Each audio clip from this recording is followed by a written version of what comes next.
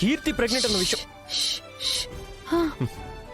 కీర్తి pregnant అన్న విషయం నాకు ముందే తెలుసుంటేనా? తెలిస్తే ఏం చేసేవారు?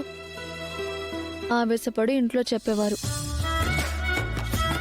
అప్పుడు వాళ్ళు ఈ పెళ్ళి ఆపడానికి బదులు ప్రెగ్నెన్సీ తీయించేవాళ్ళు.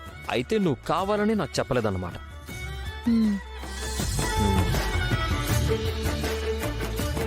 అందుకే వాళ్ళు నన్ను వదిన పెళ్లి విషయంలో ఇన్వాల్వ్ కావద్దు, పెళ్లికి రావద్దు అని కండిషన్ పెట్టినప్పుడైనా మీకు అర్థం కావాలి కదా.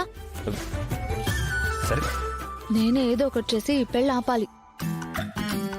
అనవసరంగా మీరు తొందరపడి మొత్తం విషయం చెప్పేశారు. అప్పటి సిచ్యువేషన్ అలాంటిది. సరే, గతం గతః. జరగాల్సింది జరిగిపోయింది కదా.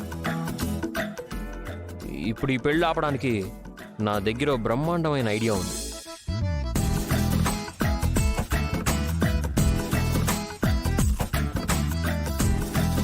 ఏంటి, నమ్మట్లేదా?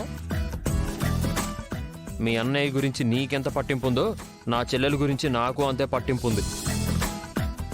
నేను ఈ పెళ్లి ఎలాగైనా ఆపుతాను, వాళ్ళిద్దరినీ ఒకటి చేస్తాను. ఎవరిని? మనిద్దరిని. ఏంటి? మరి లేకపోతే ఏంటి? మా చెల్లిని మీ అన్నయ్యని వాళ్ళిద్దరినీ కలుపుతాను. మా చెల్లికి పుట్టబోయే బిడ్డని మేనమావగా ఈ ప్రపంచానికి పరిచయం చేస్తాను. ఇది నా బాధ్యత.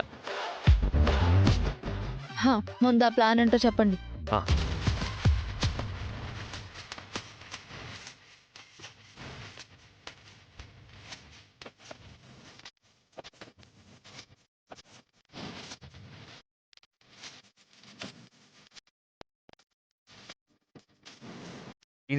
ఇది అమలు చేద్దాం, ఆ పెళ్ళి ఆపేద్దాం.